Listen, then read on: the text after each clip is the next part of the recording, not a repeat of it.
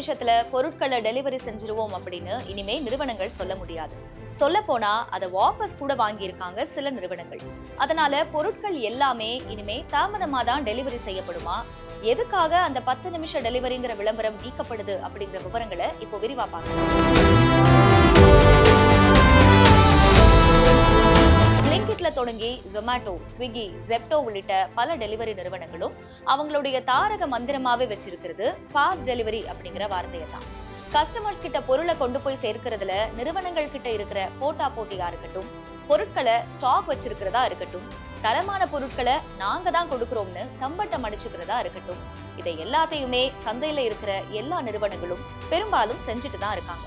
இதனால அவங்களோட பிராண்ட் வளரக்கூடிய அதே சூழல்ல கஸ்டமர்ஸ் அவங்க ப்ராடக்ட்ஸை விரும்பி தேர்வு செய்யற அதே சூழல்ல வேற ஒரு விஷயமும் வெளியே தெரியாம சத்தமே இல்லாம நடந்துட்டு தான் இருக்கு. அதுதான் கிக் ஒர்க்கர்ஸ் பலியாகிறது. பலினா சும்மா சொல்லுவாங்களே, ஊழியர்களை பிடிஞ்சு பலிக்கடாவாக்கி நிறுவனங்கள் சம்பாதிக்கிறாங்கன்னு, அந்த மாதிரி இல்ல. இது உண்மையான உயிர் பலி.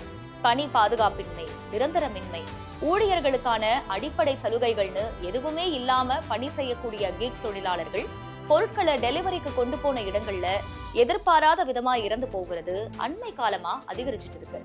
டெலிவரி நிறுவனங்கள் முளைச்சிருந்த காலத்துல மழை, வெயில், நள்ளிரவுன்னு நேரம், காலம், உணவு வேளை எதுவுமே பார்க்காம உழைச்சு தள்ளின கிக் தொழிலாளர்களோட வீடியோக்கள் ட்ரெண்ட் ஆச்சு.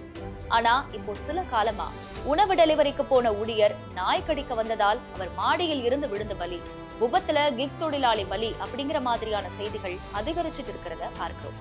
இப்படியான சம்பவங்கள் அதிகரிச்ச போதா கிக் தொழிலாளர்களும் அவங்களுக்கு ஆதரவா பேசக்கூடியவங்களும் போராட்டத்துல குதிச்சாங்க. அதிலும் குறிப்பா டெலிவரி பார்ட்னர்கள் ஸ்ட்ரைக்க தொடங்கினாங்க. அவங்களோட வேலை நிறுத்தத்துக்கு முழுமையா பதில் கிடைச்சதோ இல்லையோ ஒரு சின்ன மாற்றம் ஏற்பட்டிருக்கு. அதுதான் ஃபாஸ்ட் டெலிவரிங்கிற மந்திரத்தை நிறுவனங்களை நீக்க வச்சது. மத்திய அமைச்சர் மன்சுக் மாண்டவியா இந்த மாதிரியான டெலிவரி நிறுவனங்களோட உயர் அதிகாரிகளோட ஒரு ஆலோசனை நடத்தியதா தெரியுது.